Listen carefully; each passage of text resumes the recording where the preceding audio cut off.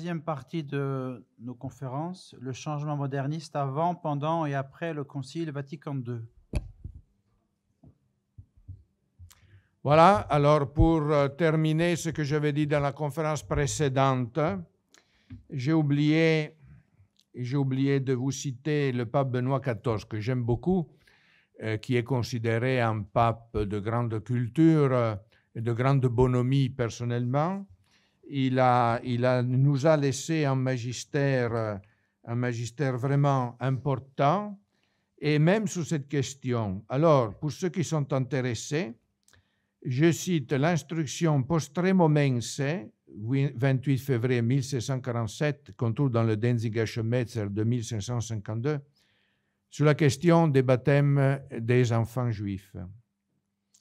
Puis, l'encyclique A Quo Primum de Benoît XIV, de 10 juin 1651, au royaume de Pologne. Il se plaint de l'augmentation des Juifs et de leur pouvoir. Ils occupent des charges civiles, ils ont des serviteurs chrétiens, ils pratiquent l'usure. Il rappelle la doctrine de leurs prédécesseurs. Il dit que l'Église n'a jamais invité à des persécutions physiques contre eux, mais il a toujours tenu la position de les séparer des chrétiens. C'est ce que je vous ai dit avant. Il y a la fameuse encyclique sur l'usure Vix Pervenit, 1er novembre 1645, Denziger Schmetzer 2546, c'est le mot définitif de l'Église sur cette question. Et la bulle Beatus Andreas, du 22 février 1675, dans laquelle il reconnaît la réalité de l'homicide rituel, surtout dans le cas du bienheureux André de Rhine et de Saint Simon de Trente. Dernier document, je dirais, dont je vous dirai un mot par la suite, la condamnation de l'association Amis d'Israël, le 25 mars 1928. Alors, voilà, juste pour la chronique donc de ça. La troisième, pour les courageux qui sont restés jusqu'au bout, c'est le tournant, le grand changement qu'a eu lieu après Vatican II. Avec Vatican II et après Vatican II. Alors, toute histoire a sa préhistoire. Je ne veux pas remonter à Adam et Ève parce que le peu de monde qui est resté va partir, n'est-ce pas? Mais évidemment, le problème d'un possible compromis, si on peut dire ainsi, mais ce n'est pas le mot juste, entre le christianisme et le judaïsme s'est présenté des origines du christianisme, dès son berceau. Les fameux judaïsants, ce que saint Paul appelait les faux frères, dont ces juifs convertis, mais qui voulaient que le christianisme continue le mosaïsme, que l'ancienne loi demeure toujours en vigueur. Eh bien, voilà le premier gros danger. Les gnostiques, Sarente, Carpocrate, qui étaient négateurs de la divinité de Jésus-Christ, contre lesquels, d'ailleurs, saint Jean a écrit le premier évangile. L'hérésie arienne, qui ramenait la foi chrétienne à un monothéisme, négateur de la très sainte Trinité. Au XVe, XVIe siècle en Espagne, après les 8 siècles d'occupation musulmane, cela avait amené aussi à une grande présence et un grand pouvoir de l'élément juif dans la société chrétienne. Il y a eu alors 2 phénomènes apparemment opposés. Les maranes d'un côté, qui voulaient garder en secret les rites mosaïques, et donc qui se convertissaient seulement en apparence ou à moitié. Et les alumbrados, les illuminés, une hérésie, je dirais, d'ordre spirituel, dans la spiritualité. Alors, eux, ils condamnaient par contre les œuvres, donc ce référence à saint Paul, c'est l'opposé des maranes, n'est-ce pas, apparemment, mais en réalité, ils condamnaient les œuvres du catholicisme et non pas du mosaïsme. Et donc, il tombait dans une hérésie qui a ressemblé au protestantisme, mais en réalité, à la place de l'écriture plaçait l'illumination directe venant de Dieu dans l'expérience mystique. Les kabbalistes chrétiens, certains chrétiens à partir de la Renaissance, Pic de la Mirandole, jusqu'aux traditionalistes du XIXe siècle, croyaient trouver dans la Kabbale juive les preuves de la vérité du christianisme. C'était un très grave danger parce que le poison de la Kabbale était, je dirais, inoculé avec une apparence d'apologétique. Et puis nous avons je dirais, plus proches de nous, des auteurs, des écrivains, des penseurs qui ont créé un climat d'amitié et même, je dirais presque chez l'un d'eux, une sorte de messianisme, de prophétisme philosémite. Et il s'agit de 3 auteurs français. Ce sont 3 auteurs que Jules Marx Isaac, qui est la cause prochaine de la déclaration conciliaire Nostra Aetate, rappelle comme ses amis, ses maîtres, ceux qui l'ont aidé, je dirais, ou inspiré dans son œuvre dont nous allons parler. Il s'agit de Léon Bloy. Léon Bloy, je vous conseille de lire ce que Monseigneur Cristiani écrit de Léon Bloy dans l'ouvrage qu'il a consacré donc à cette question. Né en 1846, mort en 1917. Léon Bloy, comme vous savez, est célèbre par le livre « Celle qui pleure ». Voilà. Eh bien, Léon Bloy, c'est celui qui a inoculé le philosémitisme. Son disciple Jacques Maritain, avec sa femme, Raïs Samaritain, elle est morte en 1973. On peut trouver dans Internet une vidéo, même plusieurs vidéos, sur les rapports entre Maritain et le judaïsme. C'est impressionnant. Et Charles Péguy, très coté dans nos milieux, mort en 1914, comme vous savez, lui aussi, il était mêlé à l'affaire Dreyfus, etc., qui lui aussi a joué un grand rôle dans la culture française catholique pour créer un climat favorable donc philosémite. Donc, ce sont les 3 auteurs cités par Jules Isaac. Il y en a un 4e qui est un peu le maître de Jules Isaac, c'est Loisy, donc le grand maître du modernisme, si vous voulez, le grand penseur moderniste. Nous avons aussi des personnages moins connus, Stanislas Fumet, je vous le signale, mort en 1983, et Aimé Pallière, qui a écrit, il est mort en 1949, il a écrit un ouvrage, Le sanctuaire inconnu. Lui, c'était un catholique. Le sous-titre de ce livre est « Ma conversion au judaïsme ». C'est un catholique converti au judaïsme. Et ce livre est de 1926. Pallière s'est adressé alors au rabbin, très proche de la franc-maçonnerie, au rabbin Élie Ben Amozeg, et ce rabbin Élie Ben Amozeg lui a dit « Ne quitte pas officiellement le catholicisme, deviens un noachide et donc vis ton judaïsme de cette façon ». Donc, il a comme infesté les milieux catholiques par ses errances, avec une réinterprétation de la Trinité et de l'Incarnation à la lumière de la Kabbale, ne pas imposer aux gentils les 163 préceptes du mosaïsme, mais les Juifs doivent continuer à les pratiquer. Le fondateur de la communauté de Sant'Egidio, qui est très importante et très puissante maintenant, soit dans la région, soit dans la politique, Andrea Riccardi, il a été aussi ministre dans le gouvernement italien, a dit que les réunions d'assises dont il a été l'organisateur et l'inspirateur s'inspirent à son tour de la théorie de Élie Ben Amozeg.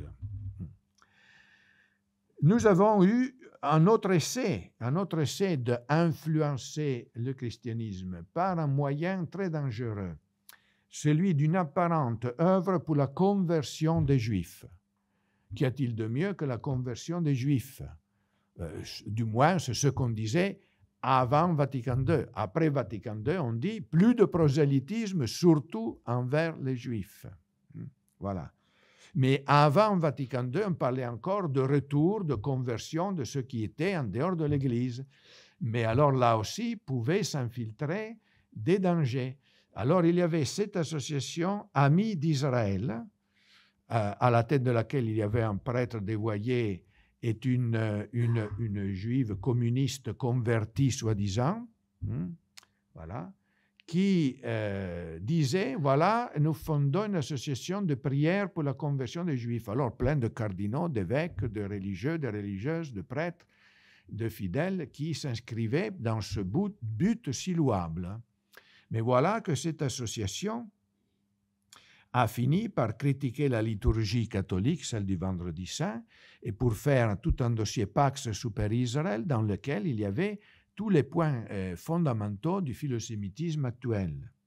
C'est pourquoi l'Église, sous la direction du cardinal Merry Delval, qui était le secrétaire du Saint-Office à ce temps-là, a dû intervenir par la condamnation de l'association Les Amis d'Israël. Condamnation qui a déplu au père Rosa de la Civiltà Cattolica, un jésuite, ennemi de Monseigneur Benigni, n'est-ce pas, qui a beaucoup regretté cette condamnation. Dans cette condamnation, il est dit que le peuple juif, l'Église catholique a toujours prié pour le peuple juif dépositaire jusqu'à la venue de Jésus-Christ, mais pas après, des divines promesses. Et ceci malgré son aveuglement qui est arrivé après, et même à cause de cela, a prié à cause de cela, afin justement qu'ils quittent leur aveuglement. Et après on dit, il condamne la haine contre ce peuple autrefois élu par Dieu. Et donc décrète l'abolition de la Société des Amis d'Israël.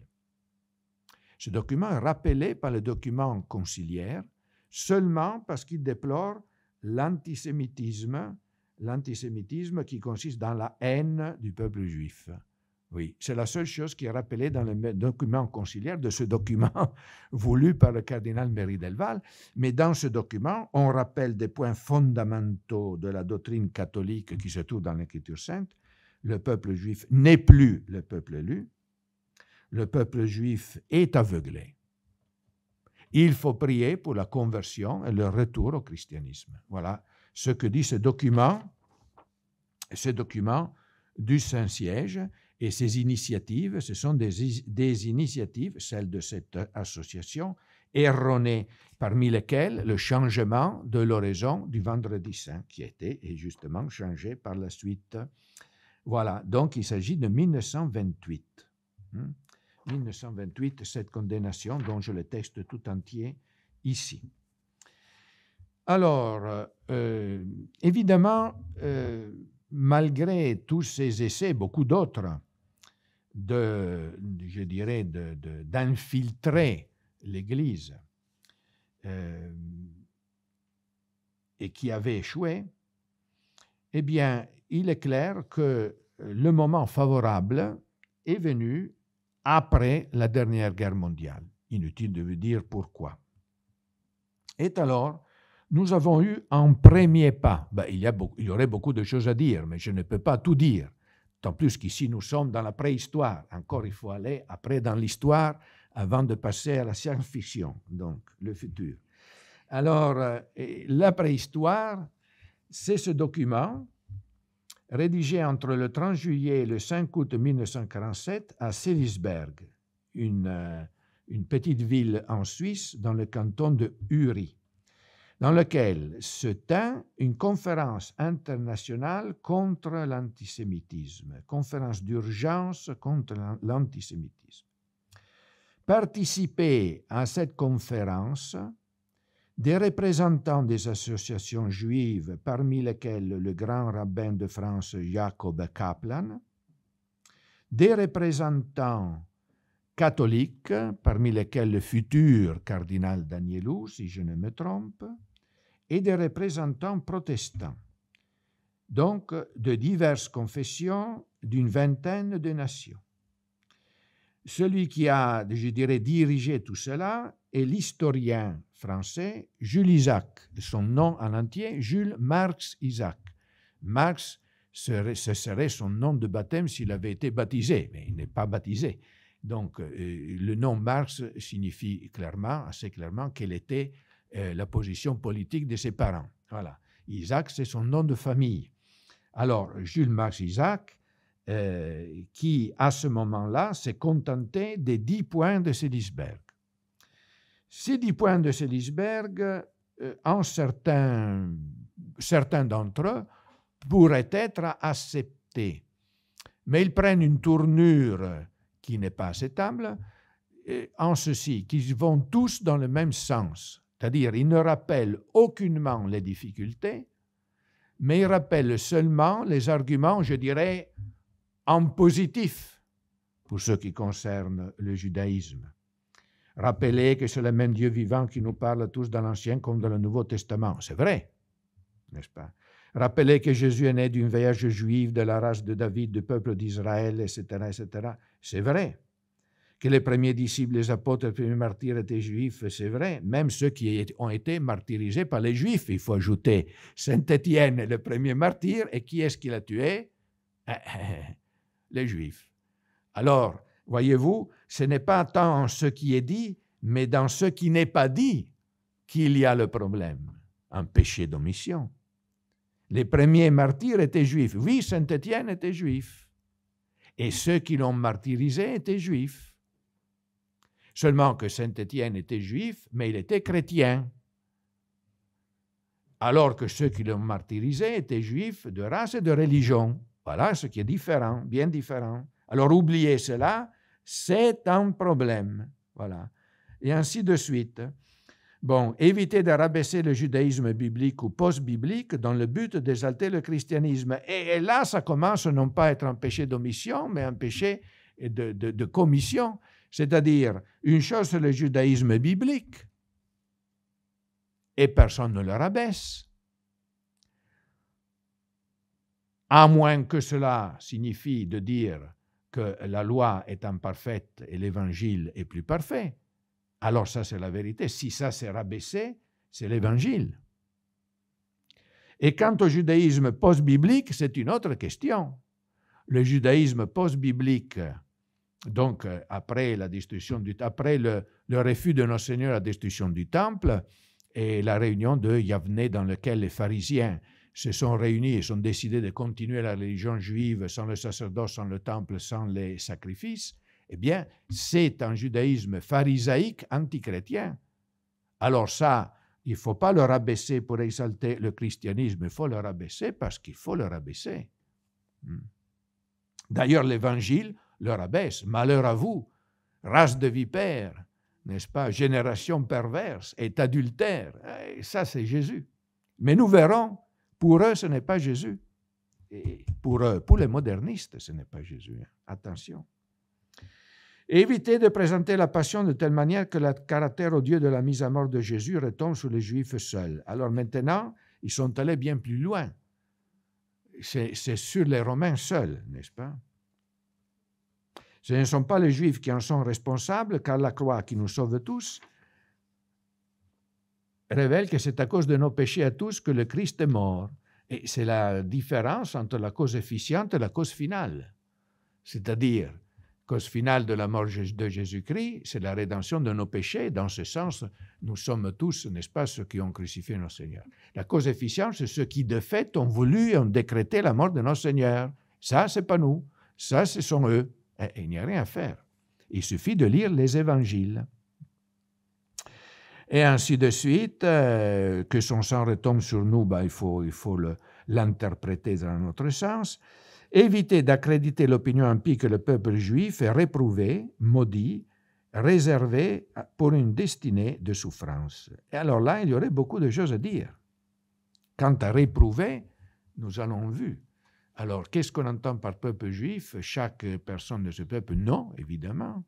Le judaïsme en tant que religion qui s'oppose au christianisme? Ben oui. Mais oui. D'ailleurs, dans la Bible, Moïse, il dit « Tous ceux qui tous ceux qui abandonnent la loi, bien qu'ils soient maudits. Ils soient maudits dans les champs, qu'ils soient maudits dans la ville, qu'ils soient maudits quand ils rentrent, qu'ils soient maudits quand ils sortent, qu'ils soient maudits quand ils mangent, qu'ils soient maudits quand ils boivent, qu'ils soient maudits quand ils... Voilà, il y a plein de malédictions dans le Deutéronome.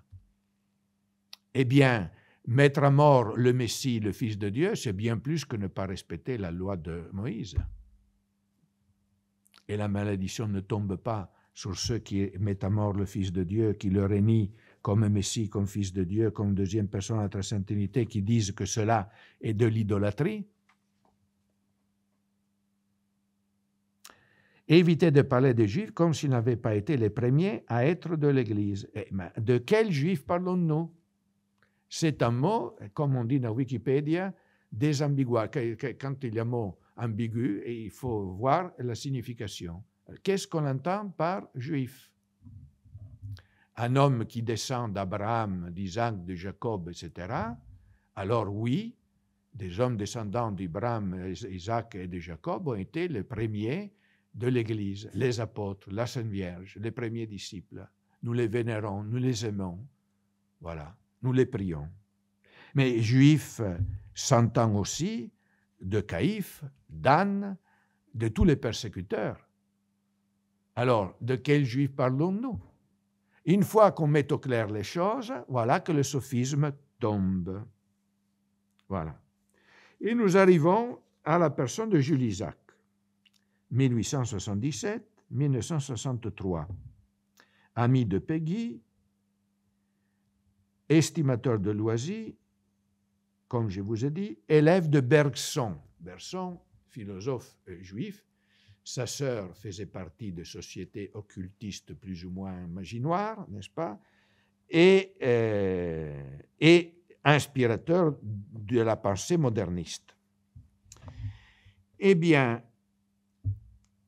Jules Isaac a écrit plusieurs ouvrages. Il a commencé pendant la guerre. Quelques considérations fondées sur la lecture des Évangiles 1941, avec la collaboration de plusieurs rabbins et d'une association à laquelle il était affilié, le Blanc Hybride, c'est-à-dire les Fils de l'Alliance. Le Blanc Hybride, comme tout le monde sait, Emmanuel Ratier a écrit tout un livre sur cela, mais c'est reconnu par le Blanc Hybride lui-même, etc., est une association de genre maçonnique qui est organisée en loge, fondée aux États-Unis pour les seuls juifs, vers 1840 et quelques, mais ici j'ai les documents, mais je ne perds pas mon temps à les chercher. Voilà. Et ensuite, tous ces premières ébauches, qui ne sont donc pas le fruit d'un seul auteur, c'est un ouvrage préparé, c'est un ouvrage de propagande sorti, je dirais, du Blanc Hybride et du rabbinisme français. Et nous avons eu Jésus est Israël, un ouvrage que j'ai en italien et en français, publié tout d'abord en 1948, publié à nouveau plusieurs fois. Eh bien, puis il y en a eu d'autres. Genèse de l'antisémitisme, 1956, l'enseignement du mépris, 1962. Voilà. Et les accords de Sélisberg, donc les points de Sélisberg, font partie de cette, disons, cette manœuvre qui a préparé tous ces ouvrages pour lancer une opération. Il a été appuyé par Danielou, par Marou, etc. Et il a fondé l'amitié judéo-chrétienne sous le patronage du cardinal Liénard. Voilà. Et puis ensuite, à partir de 1959, des contacts avec le cardinal Tisserand et le cardinal Béat. Voilà. Avant la fameuse audience à Jean 23. Voyons ce livre, Jésus est Israël. Alors, je ne sais pas si vous l'avez lu. Je ne peux pas vous le lire. Je n'ai pas amené le livre parce que c'est trop lourd à amener. Je vous lirai seulement certaines propositions, parce que ce livre est structuré sur 21 propositions, dont 21 thèses, qui sont effectivement comme un programme qu'il faut suivre, qu'il faut faire adopter. À qui? À l'Église catholique. Voilà. Et donc, c'est en 47, hein, si je ne me trompe, 47 plus ou moins, 48, avec une préparation avant. Alors, tout d'abord, il y a, comme d'habitude, ces premières propositions, donc ambiguës. La religion chrétienne est fille de la religion juive. Le Nouveau Testament, la religion chrétienne est fille de la religion juive. La religion chrétienne est révélée par Dieu. Voilà. Et ça, c'est plus précis, n'est-ce pas? Le Nouveau Testament chrétien s'est édifié sur la base de l'Ancien Testament juif. Oui, mais ce n'est pas les Juifs qui l'ont inventé. C'est Dieu, c'est la parole de Dieu. Voilà. Ensuite, il est dit, Jésus, le Jésus des évangiles, fils unique et incarnation de Dieu pour les chrétiens, fut dans sa vie humaine, sous-entendu dans la réalité, un juif, un simple artisan juif. C'est là un fait que nul chrétien n'a le droit d'ignorer. Ben, alors, voilà. Et ainsi de suite, tout le monde était juif, la parenté était juive, etc.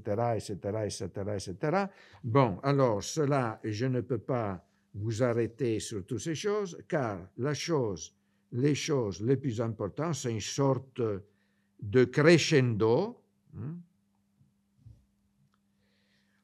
Proposition 7. On se plaît à dire qu'à la venue du Christ, les gens juifs dégénérés n'étaient plus qu'un légalisme sans âme. L'histoire ne ratifie pas cette condamnation.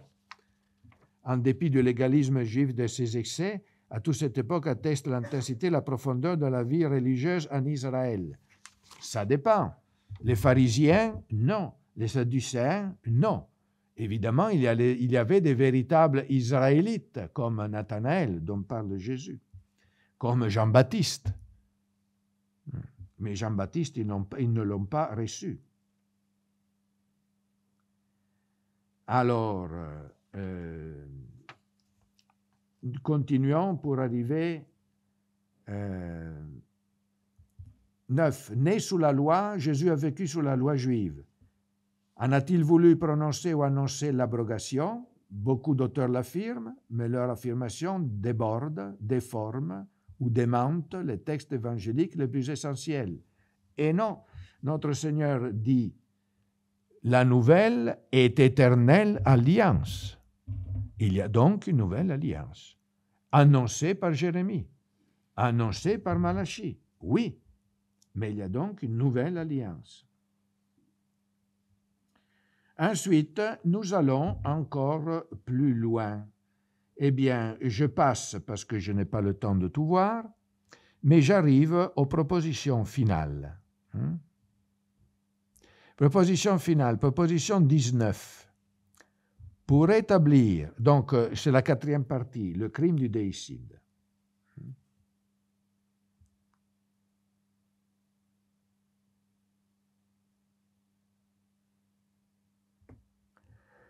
Dans toute la chrétienté depuis 1800 ans, donc depuis le début, on enseigne couramment que le peuple juif, pleinement responsable de la crucifixion, a commis le crime inexpiable de déicide. Il n'est pas que d'accusation plus meurtrière. Effectivement, il n'en est pas qui ait fait couler plus de sang innocent. Donc, l'accusation chrétienne de la responsabilité dans la mort de notre Seigneur a fait couler du sang innocent. Or Jésus, 17e, dans les évangiles, a pris soin de désigner par avance les auteurs responsables de la passion, pontifes, notables, d'auteurs, espèces communes dont aucune nation n'a le monopole, la nation juive, et pas plus que les autres. Mais pour quel motif les pontifes, les notables et d'auteurs ont condamné à mort Jésus? Comme blasphémateur. Et pourquoi était-il blasphémateur? Parce qu'il disait être le Fils de Dieu. Jules Isaac et le judaïsme actuel, croient-ils que Jésus est le Fils de Dieu? Non. Pourquoi veut-il encore se dissocier des pontifes, des notables et des docteurs s'ils pensent de même? Proposition 19, il va plus loin. Pour établir la responsabilité du peuple juif dans le procès romain, l'arrêt de mort romain, le supplice romain, il faut attribuer à certains textes évangéliques une valeur historique qui est ici particulièrement contestable. Voilà. Il faut passer sur leur divergence, leur invraisemblance.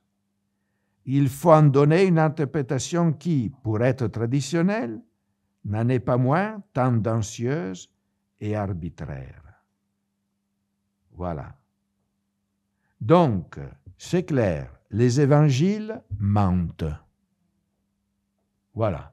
La proposition 19, c'est laquelle dans laquelle Jules Isaac, le brin hybride derrière lui, les rabbinats de France et les modernistes qui l'appuient, font tomber leur masque. Ce n'est pas que Jésus était juif, que la Sainte Vierge était juive, que les apôtres étaient juifs, que l'Ancien Testament est bon, etc., etc., etc. La vérité est que les évangiles mentent, ne disent pas la vérité, sont contestables d'un point de vue historique. La réalité est que le procès était romain, l'arrêt de mort romain, le supplice romain, sans aucune responsabilité du peuple juif. Voilà ce qu'on veut nous faire croire. Et voilà la proposition 21 qui va donner lieu à Nostra Aetate. Quel que soit le péché d'Israël, il est innocent, pleinement innocent de crimes dont l'accuse la tradition chrétienne. Il n'a pas rejeté Jésus. N'a pas rejeté Jésus. Il ne l'a pas crucifié, tiens. Et Jésus non plus n'a pas rejeté Israël, ne l'a pas maudit. De même que les dons de Dieu sont sans repentance, Romains 11, 29, de même l'évangélique loi d'amour est sans exception.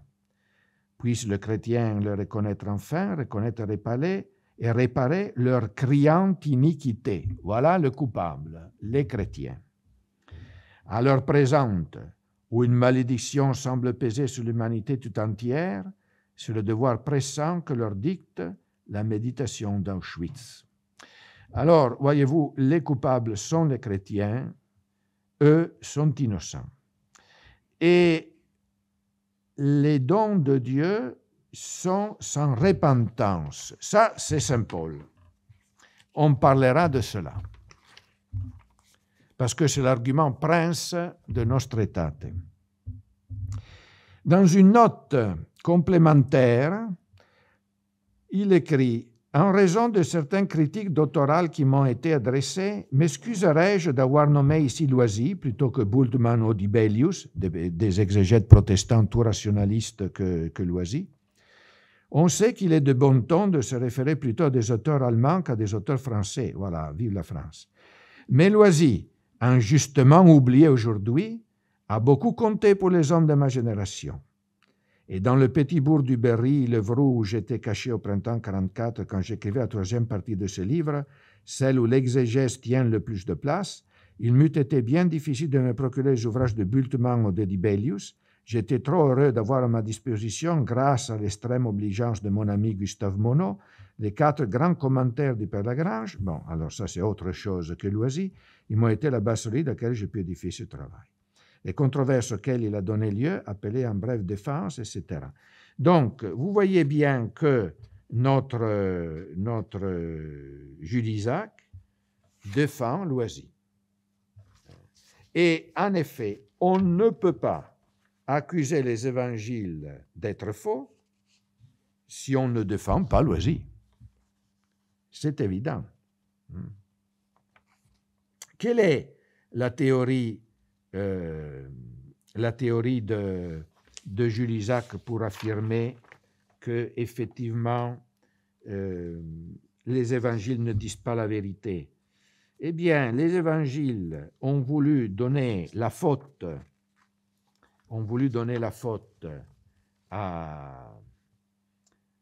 aux Juifs et non pas aux Romains, n'est-ce pas? Parce qu'ils voulaient être acceptés par les païens.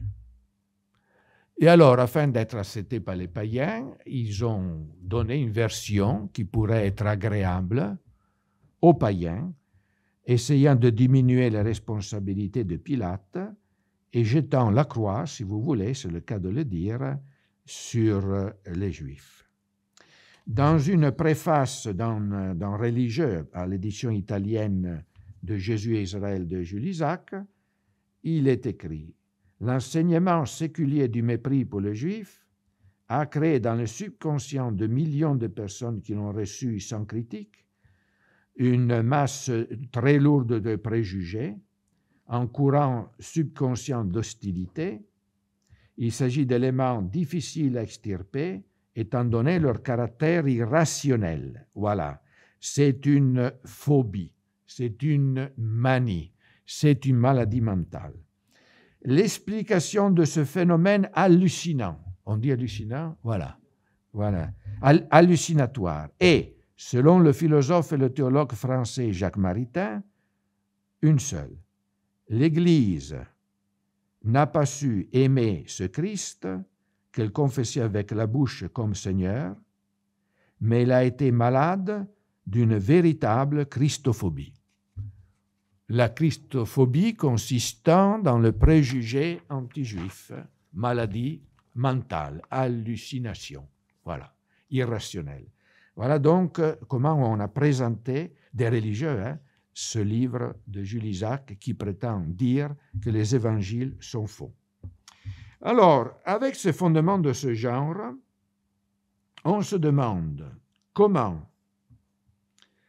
Jean 23 a pu recevoir Jules Isaac et encore, non seulement a pu le recevoir, mais a pu lui donner bon espoir et confier au cardinal Béat la charge d'entreprendre des relations avec toutes les associations internationales juives dans le but de promulguer un document conciliaire sur le judaïsme. Dans le but d'extirper ce que Jules Isaac appelle enseignement du mépris, que l'Église aurait donné pendant des siècles à partir des évangiles et des pères de l'Église.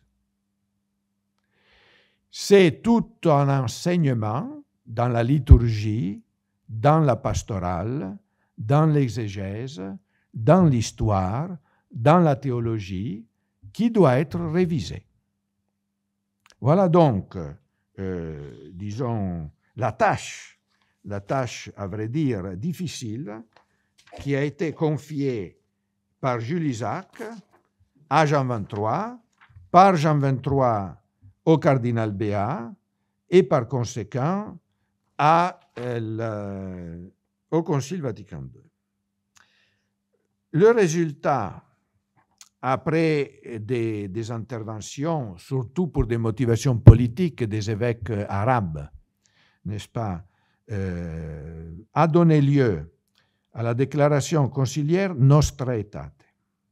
Cette déclaration conciliaire a, je dirais, inséré dans le projet initial, était prévu de parler seulement du judaïsme, et étant donné que certains pères n'en voulaient pas, pour ainsi dire, ils ont dû, et donc cela est devenu encore pire, insérer toutes les religions non chrétiennes. Et donc c'est, je dirais, le point de départ de ce que l'on appelle aujourd'hui le dialogue interreligieux. L'écuménisme étant le dialogue avec les confessions chrétiennes et Nostra Aetate étant le fondement du dialogue interreligieux. Ce document a été voté à grande majorité le 28 octobre 1965. Alors, on parle des diverses religions non chrétiennes, au chapitre 2 de la religion musulmane, au chapitre 4, au numéro 4 de la religion juive. Alors, voyons ce qui est dit dans ce document, parce que quand même, c'est le point de départ, mais ce n'est pas le point d'arrivée. Scrutant le mystère de l'Église, le Saint Concile rappelle le lien qui relie spirituellement le peuple du Nouveau Testament à la lignée d'Abraham. Encore, je vous ai déjà expliqué, la lignée d'Abraham selon la chair, non. La lignée d'Abraham selon la promesse et la foi, oui. L'Église du Christ, en effet, reconnaît que les prémices de sa foi et de son élection se trouvent, selon le mystère divin du salut, chez les patriarches, Moïse et les prophètes. D'accord. Elle confesse que tous les fidèles du Christ, fils d'Abraham selon la foi, d'accord, sont inclus dans la vocation de ce patriarche et que le salut de l'Église est mystérieusement préfiguré dans la sortie du peuple élu hors de la terre de servitude, d'accord. C'est pourquoi l'Église ne peut oublier qu'elle a reçu la révélation de l'Ancien Testament par ce peuple avec lequel Dieu, dans sa miséricorde indicible, a daigné conclure l'antique alliance et qu'elle se nourrit de la racine de l'olivier franc sur lequel ont été greffés les rameaux de l'olivier sauvage que sont les gentils. Ça, c'est la parole de saint Paul.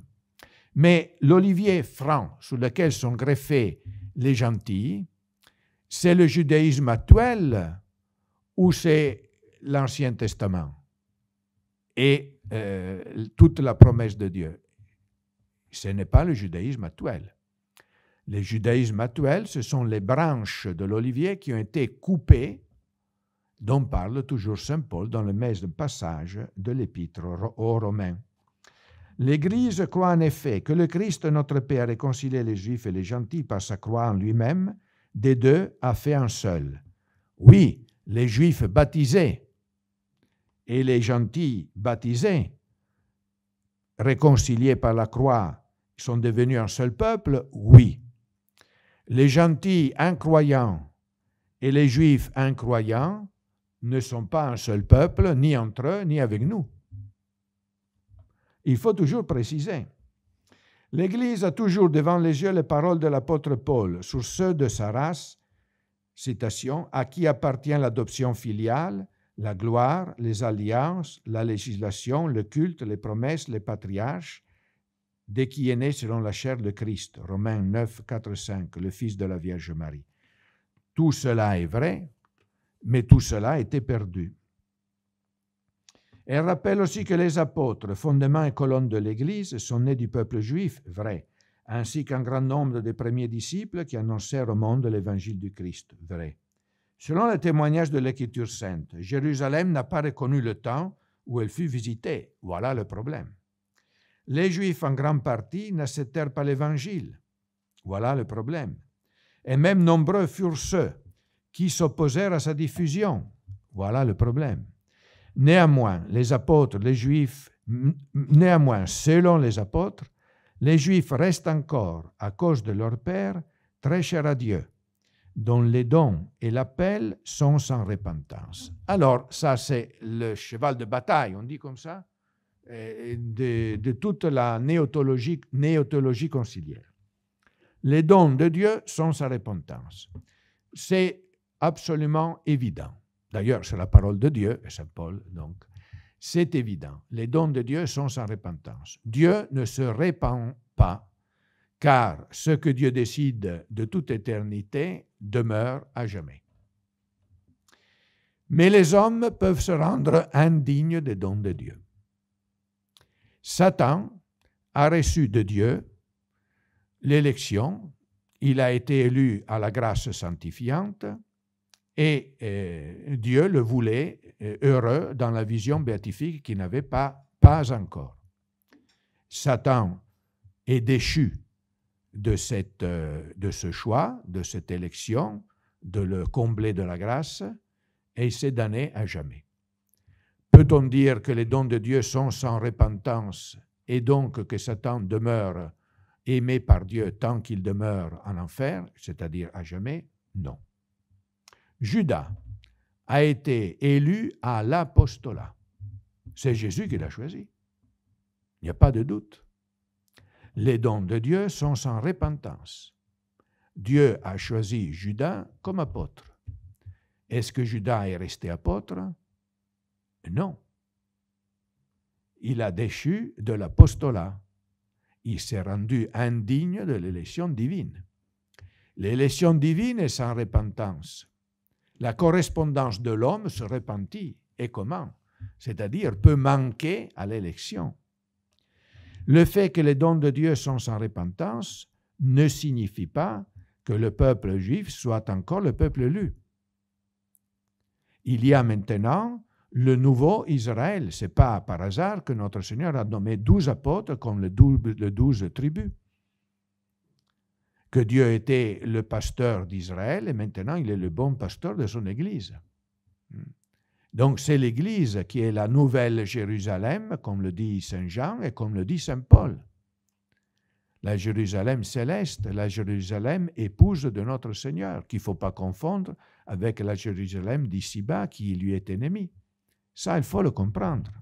Donc dire les noms de Dieu sont sans repentance, c'est bien vrai, mais exige une précisation absolument. L'Église attend le jour connu de Dieu seul, où tous les peuples invoqueront le Seigneur d'une seule voix, le serviront sur le même jour. Bon, je le souhaite. Du fait d'un si grand patrimoine culturel, spirituel commun aux chrétiens et aux juifs, le Saint Concile veut encourager et recommander la connaissance et l'estime mutuelle, qui naîtront surtout d'études bibliques et théologiques, ainsi que d'un dialogue fraternel. Encore que des autorités juives avec leurs partisans aient poussé à la mort du Christ, ce qui a été commis durant sa passion ne peut être imputé ni indistinctement à tous les Juifs vivant alors, ni aux Juifs de notre temps. Alors, c'est vrai d'un point de vue individuel. Chaque individu juif a soit ignoré la mort du Christ, ne savait pas, soit s'est rendu coupable et complice, soit était contraire. Bon, et chaque individu recevra la récompense ou le châtiment pour l'amour qu'il a eu et la foi pour Jésus ou bien pour le refus qu'ils ont eu de notre Seigneur. Ici, nous parlons non pas des individus, nous parlons de l'institution, du judaïsme religion. Et le judaïsme religion refuse Jésus-Christ. Pense que dire qu'il est le Fils de Dieu, c'est un blasphème. C'est ça le problème, d'un point de vue collectif. S'il est vrai que l'Église est le nouveau peuple de Dieu, c'est ce que maintenant est condamné comme la théorie de la substitution, comme on dit. Les Juifs ne doivent pas pour autant être présentés comme réprouvés par Dieu. Individuellement, peut-être non. Collectivement, Israël a été réprouvé ou non, et le royaume de Dieu vous sera enlevé et donné à des gens qui en porteront du fruit. C'est l'Évangile. Ni maudit, c'est ce que je vous ai dit, dans l'Ancien Testament, c'est plein de malédictions contre ceux qui sont infidèles, comme si cela découlait de la Sainte Écriture. Que tous donc aient soin dans la catéchèse et la prédication de la parole de Dieu, de n'enseigner quoi que ce soit qui ne soit conforme à la vérité de l'Évangile et l'Esprit du Christ, bien sûr.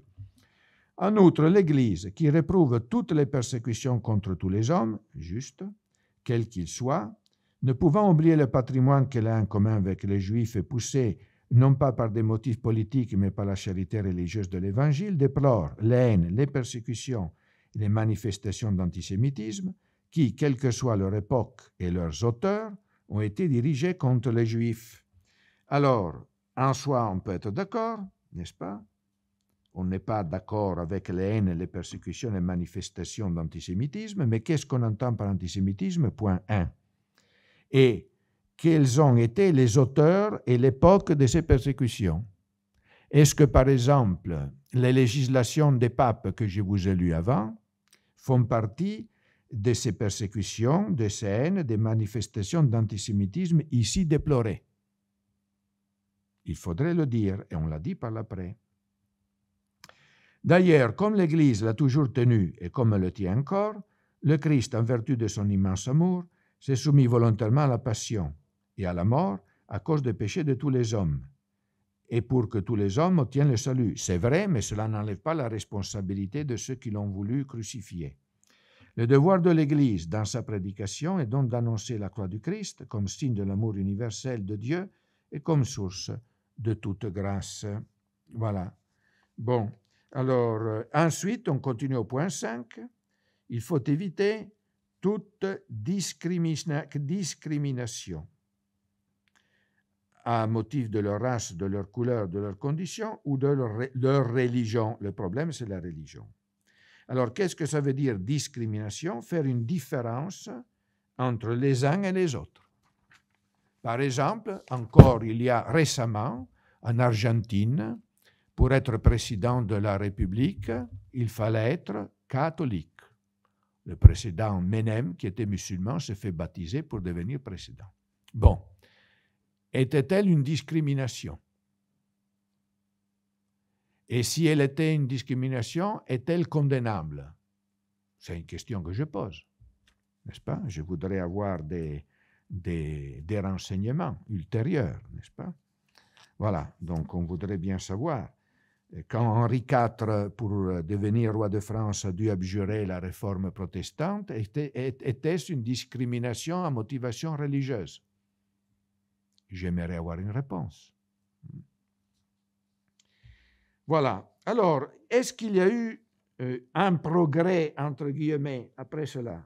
Il y a eu, oui, un progrès. Nostra Aetate, c'est le seul document de Vatican II qui ne contient aucune référence au magistère précédent. Pour cause, ce qui est dit n'a jamais été dit par l'Église. Mais une fois que Nostra Aetate a été promulguée, voilà qu'il y a une nouvelle tradition qui commence. Un document qui cite l'autre.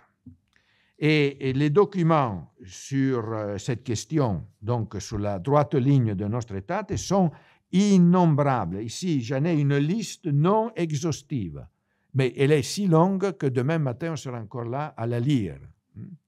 Et il faut dire que de tous ceux qui ont occupé le siège de Pierre depuis Paul VI jusqu'à présent, celui qui a insisté le plus sur ce sujet est Jean-Paul II, Wojtyła. Donc, il n'y a pas de doute. Alors, je ne pourrai que vous parler de quelques documents. Et alors, je commence juste un mot sur un document qui, le lisant aujourd'hui, on dit « Oh bon, ce n'est pas grand-chose ». Mais à ce moment-là, était vraiment percutant. Il est l'œuvre du cardinal Willebrands, du dicaster pour la promotion de l'unité des chrétiens, orientation et suggestion pour l'application de la déclaration conciliaire Nostra Aetate numéro 4, donc le numéro sur le judaïsme. Ce document a été publié sous Paul VI. Eh bien, je vous citerai un seul point qui vraiment mérite d'être cité. Dans la question du dialogue, ils s'efforceront, les chrétiens, également de comprendre les difficultés que l'âme juive, justement imprégnée d'une très haute et très pure notion de la transcendance divine, éprouve devant le mystère du Verbe incarné. Donc, le Verbe incarné est une notion qui pose des problèmes à celui qui a justement une très haute et très pure notion de la transcendance divine. On risque de penser que les chrétiens n'ont pas une si haute et pure notion de la transcendance divine. Et c'est vraiment incroyable que l'on ait pu écrire une chose pareille.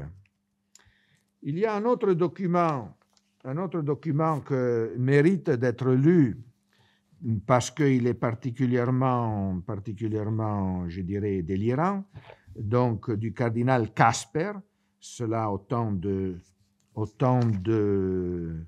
Jean-Paul II, mais encore faut-il que je le trouve. Alors, mais vraiment, c'est quelque chose d'incroyable. Mais pour le moment, donc, en attendant de trouver le cardinal Casper qui s'est caché quelque part, ben là, c'est vraiment trop facile de le critiquer parce que ce qu'il dit est vraiment énorme. Alors, je voudrais vous signaler certains documents. Donc, en plus que toutes les fois qu'on a reçu et logé le Bnei Brit, évidemment, toutes les visites à la synagogue, toutes les prières au mur des lamentations, l'affirmation de Jean-Paul II, le 15 février 1985 et le 29 janvier 1985, que cette nouvelle doctrine, celle sur le judaïsme, oblige comme expression de la foi. Donc, il ne s'agit pas de dialogue, de pastoral, etc. Ce sont des données de foi. Et d'une certaine façon, il a raison, dans le sens qu'il s'agit vraiment d'une question qui touche à la foi, mais évidemment, dans ce sens, dans la négation de la foi, et non pas dans le sens de la foi. Il est aussi à remarquer la déclaration fameuse, célèbre, je ne vous dis rien de nouveau de ce côté-là, du 17 septembre 1980 à la communauté juive de Mayence, quand Jean-Paul II a déclaré la première dimension de ce dialogue, la rencontre entre le peuple de Dieu de l'Ancien Testament, jamais révoquée par Dieu, Romains 11, 29, c'est toujours la même citation, et celui du Nouveau Testament, et dans le même temps un dialogue à l'intérieur de notre Église, pour ainsi dire, entre la première et la deuxième partie de sa Bible. Alors, cette affirmation est pleine d'erreurs épouvantables. Tout d'abord, affirmer que l'ancienne alliance n'a jamais été révoquée. Puisque les dons de Dieu sont sans repentance, que faut-il penser? Que les Juifs se sauvent dans le mosaïsme, par la circoncision, par les sacrifices, sans Jésus-Christ?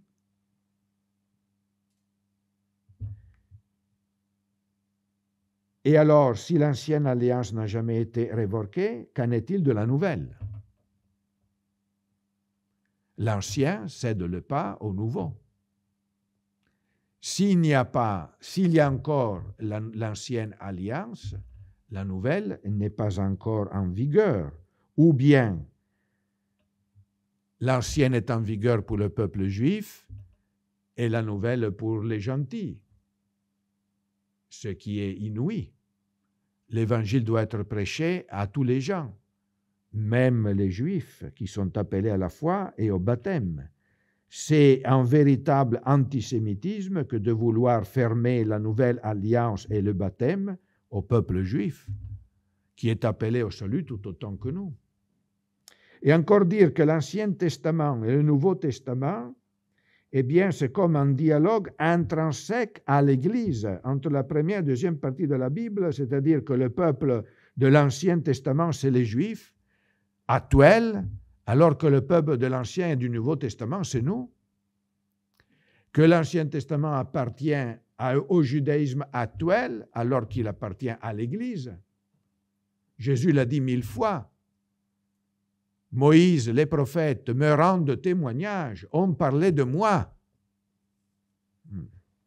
Donc, vous voyez très bien qu'il y a vraiment des affirmations qui sont étonnantes, c'est la moindre des choses, jusqu'au jubilé de l'an 2000, dans lequel, évidemment, on a demandé pardon, avec un congrès d'ailleurs, sur les racines de l'antijudaïsme dans l'ambiance chrétienne. Puisque c'est non seulement l'antisémitisme, on pourrait entendre l'antisémitisme racial ou l'antisémitisme laïque, etc., qui est condamné, ou raciste, mais c'est l'antijudaïsme, c'est-à-dire, par antijudaïsme, on entend l'attitude de l'Église catholique pendant 2000 ans sur la question juive. Eh bien, cela est donc considéré comme quelque chose qui est condamné et actuellement inacceptable, est un véritable péché. Mais le document le plus intéressant, ou plutôt celui que je considérais le plus intéressant, est celui-ci. Ici, c'est en italien. Il s'intitule « Le peuple juif et ses saintes écritures dans la Bible chrétienne ». Il a été publié par la commission biblique, donc la commission biblique pontificale. Il a joui d'une préface du cardinal Joseph Ratzinger, je ne sais pas si vous le connaissez, donc dans la fête de l'Ascension de l'année 2001. Et cette introduction est très intéressante et mérite d'être lue, parce qu'il connaît bien ce que l'Église enseigne, mais après avoir rappelé l'enseignement de l'Église, eh bien, commence à se poser 1000 questions pour le dépasser.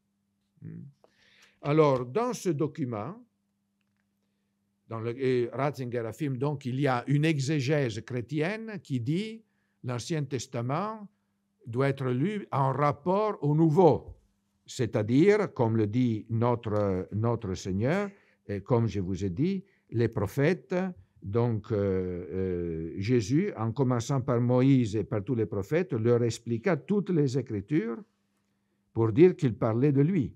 Luc 24, 27. Mais après, il parle, non, il faut passer à une exégèse juive de l'Ancien Testament, un respect renouvelé pour l'interprétation judaïque de l'Ancien Testament, donc celle qui exclut l'interprétation chrétienne. Et justement, dans ce document, il est dit, la lecture judaïque de la Bible est une lecture possible, qui est en continuité avec les saintes écritures juives de l'époque du Deuxième Temple et qui est analogue à la lecture chrétienne et s'est développée d'une façon parallèle à elle. Donc, c'est une exégèse juive pratiquée pendant 2000 ans, dont il faut tenir compte. Mais cette exégèse, il faut le considérer, est une exégèse antichrétienne qui exclut le christianisme. Alors, voyons un petit peu ce que dit, en raccourci évidemment, ce document que j'ai lu en entier. Alors, tout d'abord, ce document ne peut pas se passer de se fonder sur une exégèse rationaliste et moderniste. D'ailleurs, je vous l'ai dit, si Jules Isaac disait que les évangiles n'étaient pas historiques et que par conséquent il s'appuyait entre autres sur Loisy, il faut bien comprendre que ceux qui doivent terminer le travail de Jules Isaac en ambiance chrétienne ne peuvent suivre que le même processus. Alors, dans l'édition italienne, donc à la page 29, donc de l'édition italienne, on parle comme si c'était je dirais, une exégèse désormais acceptée, normale, on ne fait aucune remarque critique, de l'étude critique des formes, de la tradition et de la rédaction. Alors, pour ceux qui connaissent tant soit peu le rationalisme dans l'exégèse, on sait très bien que cela, c'est la forme geschitte, la rédaction geschitte, c'est-à-dire l'interprétation protestante et moderniste de l'Écriture sainte. Et cela est explicité, est appliqué par la suite. Par exemple, à la page 153, dans la page 187, il parle des épîtres, de certains épîtres qui ne sont pas authentiques. Et évidemment, celles qui peuvent poser problème. Du moins, qui ne sont pas certainement de Saint Paul. Les Juifs, dans les lettres de Paul, dont l'authenticité est contestée. Ils ne disent pas qu'ils ne font pas partie du canon de l'Écriture. Et ils ne parlent pas de l'épître aux Hébreux. Ils parlent de Galates, ils parlent de plusieurs épîtres, dont c'est surtout les épîtres pastorales, n'est-ce pas, qui ne sont pas prises en considération comme remontantes à Saint Paul. De même, à la page 153,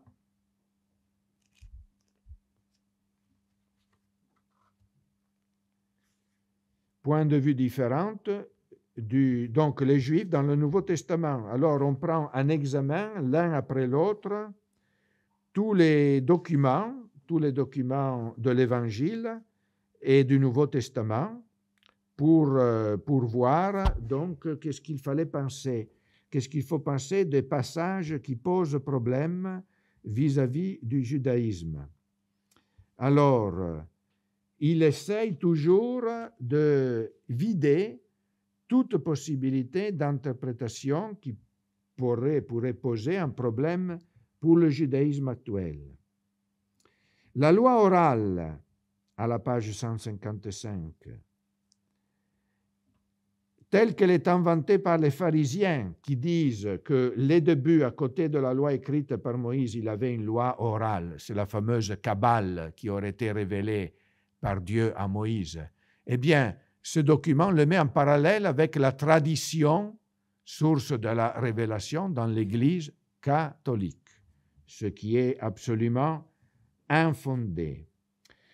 Les affirmations des évangiles, par exemple contre les pharisiens, voilà ce qu'on affirme. On parle de virulence antipharisaique. Et c'est Jésus qui parle. Hein? Quand on parle de virulence, on dit virulence en français, ce n'est pas gentil. Hein? Eh bien, ces affirmations de l'Évangile sur les pharisiens viennent de la situation de conflit entre la synagogue et l'Église postérieure à Jésus. Il l'affirme clairement.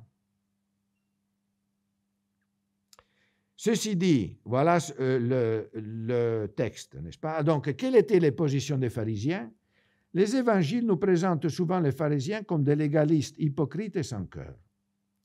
On a essayé de refuser cette présentation se fondant sur certaines positions rabbiniques attestées dans la Mishnah, qui ne sont ni hypocrites, ni, à strictement parler, légalistes. Mais cet argument n'est pas décisif, parce qu'une tendance légaliste se manifeste dans la Mishnah aussi, et d'autre part, si on ignore dans quelle mesure les positions de la Mishnah codifiées vers l'an 200 correspondent à celles des pharisiens du temps de Jésus. Mais ceci dit, il faut admettre que, très probablement, la présentation des pharisiens dans les évangiles subit en partie l'influence de polémiques plus tardives entre chrétiens et juifs. Vous comprenez ce que ça veut dire? Les évangiles disent, Jésus a dit, pharisiens, hypocrites, race de vipères, eh bien cela est le fait d'une polémique tardive entre chrétiens et juifs postérieure au temps de Jésus. Disons-le en clair, Jésus n'a jamais dit cela. Les chrétiens qui ont rédigé le Nouveau Testament, on ne sait pas qui, donc la communauté chrétienne, étant donné que la divergence avec la synagogue s'était élargie, ont attribué à Jésus des sentiments qu'avaient eux, mais non pas Jésus. Vous comprenez ce qu'ils disent? Voilà donc la position, c'est un document officiel, hein? C'est un document officiel. Encore, page 161, 162.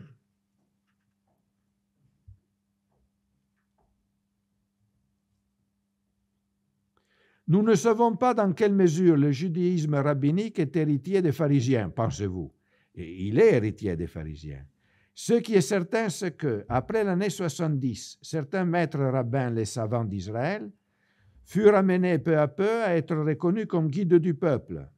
Ils s'étaient réunis à Yavne, dans la côte palestinienne, et ont été considérés par les autorités romaines les porte-parole des Juifs. Entre les années 90 à 110, Gamaliel II, fils et petit-fils de célèbres interprètes de la loi, présidait l'assemblée de Yamnia. C'est cette assemblée qui a introduit la bénédiction-malédiction contre les chrétiens, je vous signale. Il est possible que les écrits chrétiens qui remontent à cette période, donc 90-110, donc les évangiles sont très tardifs, quand ils parlent de judaïsme, aient été influencés d'une façon croissante par les rapports qu'ils avaient avec ce judaïsme rabbinique en voie de formation. En certains secteurs, le conflit entre les dirigeants des synagogues et les disciples de Jésus était aigu. On le voit par la mention de l'expulsion de la synagogue infligée à tous ceux qui auraient confessé que Jésus est le Christ, Jean 9, 22.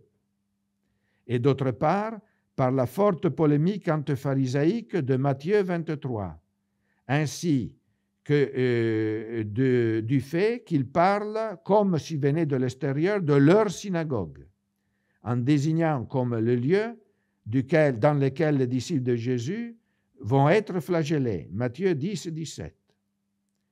On mentionne souvent la Birkat Aminim, la bénédiction synagogale, en réalité malédiction contre les hérétiques. Elle est datée à l'année 80, et sa datation vers l'année 85 est incertaine, et l'idée qu'il s'agissait d'un décret juif universel contre les chrétiens est presque certainement une erreur, disent-ils. Mais on ne peut plus sérieusement mettre en doute qu'à partir de dates différentes selon les lieux, les synagogues locales n'aient plus toléré la présence des chrétiens, faisant subir à ces chrétiens des vexations, des persécutions qui pourraient arriver jusqu'à la mise à mort. Jean 16, 2. Donc, qu'est-ce qu'ils disent là? Peu à peu, à partir du IIe siècle, une formule de bénédiction, entre guillemets, qui dénonçait les hérétiques ou les dissidents de toutes sortes, fut entendue comme rapportée aux chrétiens, et beaucoup plus tard, comme rapportée spécialement à eux. Vers la fin du IIe siècle, les lignes de démarcation de division entre juifs qui ne croyaient pas en Jésus et les chrétiens étaient partout clairement tracées. Mais des textes comme 1 Thessaloniciens et Romains 9, 11, 9 jusqu'à 11 démontrent que la division était déjà perçue clairement bien avant. Donc, qu'est-ce qu'ils disent? Ils disent que les textes des évangiles sont tardifs, 90, 100, 110, même Matthieu, pourrait-on penser. Et quand ils disent « Jésus a dit, vous serez flagellés », Jésus a dit, vous serez chassés de leur synagogue. Quand Jésus a dit, ce n'était pas une prophétie, ce n'était pas une annonce. Non, c'est que cela se passait sous les yeux de ceux qui écrivaient ces choses. Vers la fin du 1er siècle et le début du 2e siècle. Voilà. Donc, les évangiles ne sont pas authentiques. Encore une fois, Jules Isaac avait raison. Donc, ces invectives, les invectives que l'on trouve dans les évangiles contre les Juifs sont un genre littéraire de l'époque, page 165, semblable à celui de l'Ancien Testament, page 165, 179, 205, voir ce que dit Saint Étienne dans les Actes. Et alors ça, c'est une affirmation à double tranchant. Parce qu'on dit, c'est un genre littéraire qui reprend l'Ancien Testament, comme si ce n'était pas vrai qu'on a dit cela, mais c'était une façon de dire, hein? Une façon de dire, un style, comme une poésie, c'est un genre littéraire, n'est-ce pas? Mais ce n'est pas la réalité, ce que je dis dans des termes poétiques. Mais si l'Ancien Testament disait la même chose, c'est que le Nouveau, l'Ancien Testament, ont les mêmes invectives contre les Juifs infidèles. Et ces invectives sont dues à la persécution, page 165, et à l'incrédulité successive, page 167, 182, 184. À l'incrédulité successive, encore une fois la même chose. Si le Nouveau Testament s'en prend aux Juifs, ce n'est pas Jésus qui critique leur incrédulité. Du temps de Jésus, ils n'étaient pas incrédules, ils sont devenus par la suite. Et alors on met dans la bouche de Jésus ce qu'il n'a jamais dit. De même, ces paroles si dures vis-à-vis des Juifs, parce qu'ils n'ont pas reconnu Jésus, est due à la prise de conscience successive sur Jésus. Page 85 et 86, c'est-à-dire, si les Juifs se sont durcis et on attribue ce qui est arrivé après un temps précédent, de même les chrétiens ont commencé à croire de plus en plus que Jésus était Dieu. Et c'est une prise de conscience. Ils ne l'ont pas compris tout de suite. Il a fallu du temps. Alors, quand ils ont commencé à penser que Jésus était beaucoup plus que ce qu'on pensait avant, eh bien, c'était encore plus grave de le rejeter. Alors, voilà pourquoi il y a tous ces textes qu'on essaye de blanchir. Les évangiles viennent de quoi? De la communauté de Matthieu, 163, 164. des communautés joanniques, 184-185. Donc, ce n'est pas Matthieu, mais c'est la communauté qui tournait autour de lui ou qui s'inspirait de lui. Ce n'est pas Jean, c'est la communauté chrétienne qui tournait autour de Jean ou qui s'inspirait de lui. Vous êtes naïfs à croire que Jean, qui a connu Jésus, a écrit l'évangile de Saint Jean, que Matthieu, qui a connu Jésus, a écrit l'évangile de Saint Matthieu. Mais non, c'était leurs disciples, ceux qui s'inspiraient d'eux. Voilà, la pensée de Saint Paul en Thessaloniciens n'est pas encore mûr, il est plus mûr dans l'épître aux Romains, page 189-190. Je me demande, n'est-ce pas toujours la parole de Dieu aux Thessaloniciens comme aux Romains? Alors c'est la pensée de Paul, ce n'est pas la pensée de Dieu. Il est vrai que l'écrivain sacré a son style, etc., mais c'est surtout sous l'inspiration, de telle façon que l'auteur principal, c'est Dieu. Et alors, Dieu n'était pas encore assez mûr dans l'épître aux Thessaloniciens, il a mieux compris les choses dans l'épître aux Romains? Je me demande. Dans les pages 158-159, il y a une description de Jésus comme un homme, un juif quelconque. Il avait une mentalité galiléenne. Il était de Galilée. Il avait une mentalité galiléenne, peut-être comme Pierre, comme Jean, comme Jacques. Et moi, je pensais qu'il était le Fils de Dieu, qu'il disait ce qu'il a vu dans son Père, qu'il nous révélait ce qu'il a appris de son Père. Non, c'était la mentalité qu'il y avait en Galilée. C'est un homme. L'Église catholique, et ça c'est une nouvelle, s'organise sous le modèle de Qumran, page 170. Qumran, donc les Esséniens peut-être, dit-on, n'est-ce pas? On a retrouvé dans les grottes de Qumran tous les documents, etc. L'Église s'organise en copiant leur modèle. Moi, je pensais que l'Église s'organisait tel que Jésus-Christ l'avait voulu. Mais non, vous êtes naïfs.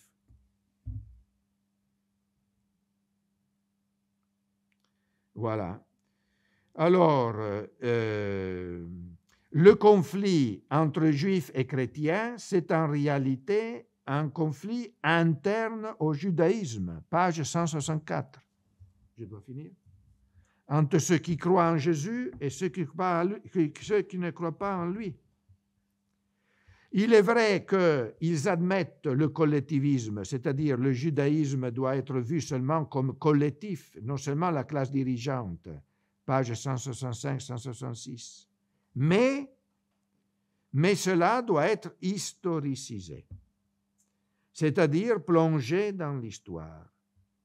C'est pourquoi la passion ne peut pas être attribuée, malgré ce collectivisme, au judaïsme. Et donc, si Jésus a dit « vous avez pour père le diable », eh bien, il ne faut pas penser cela. Ils admettent que Jésus a dit que le royaume sera enlevé aux Juifs et donné aux païens, page 167. Ils admettent que Jean est hostile avec son terme juif, page 182, mais il est vrai donc que Matthieu et Jean étaient hostiles, mais maintenant les choses ne sont plus comme au temps de l'Évangile. Donc maintenant, il faut changer. Le contexte historique a changé. Pages 192 et 206. Voilà. Donc vous comprenez, au temps des Évangiles, il y avait de l'hostilité, oui, mais maintenant l'hostilité n'existe plus. C'est une question historique. Ces documents, moi je pensais que c'était la parole de Dieu. Non, c'était quelque chose d'historique qui doit être donc dépassé puisque les circonstances ont changé. Voilà, alors l'abbé légal me dit qu'on n'a plus le temps de continuer. J'en suis tout heureux et donc la suite à un autre jour.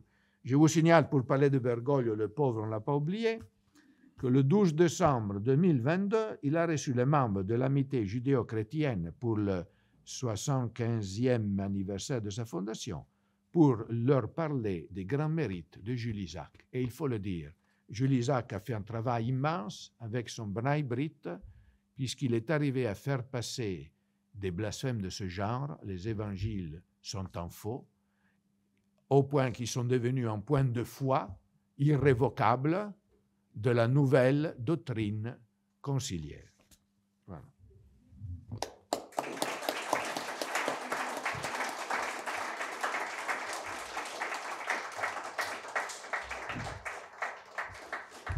Quelques questions. Monsieur l'abbé, au sujet des Esséniens, est-ce que l'Église n'a jamais rien dit, son magistère, sur ce qu'ils étaient, ce qu'ils pensaient? Que je sache, elle n'a rien dit.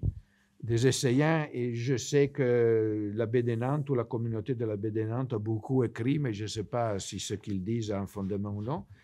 Et il en parle Flavius Joseph et quelques autres auteurs anciens, mais on savait très peu. Et puis après les documents de Qumran, on en a su beaucoup plus. En tout cas, ils étaient, même si en polémique avec le sacerdoce de Jérusalem, il faut dire qu'ils étaient très attachés au légalisme mosaïque. Donc, on ne peut pas l'approcher du christianisme. Il est vrai qu'il semble bien qu'on a retrouvé à Qumran quelques fragments de l'évangile, me semble, de Saint Marc, qui est donc certainement avant l'année 70, et même avant 70, quand les grottes de Qumran ont été scellées et fermées à cause de la guerre juive. Avez-vous une bonne exégèse de l'Ancien Testament à conseiller?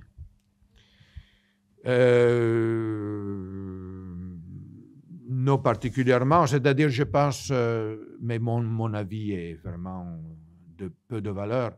D'une part, l'exégèse doit toujours partir du magistère enseignement de l'Église, qui doit être le guide sûr de tout exégète.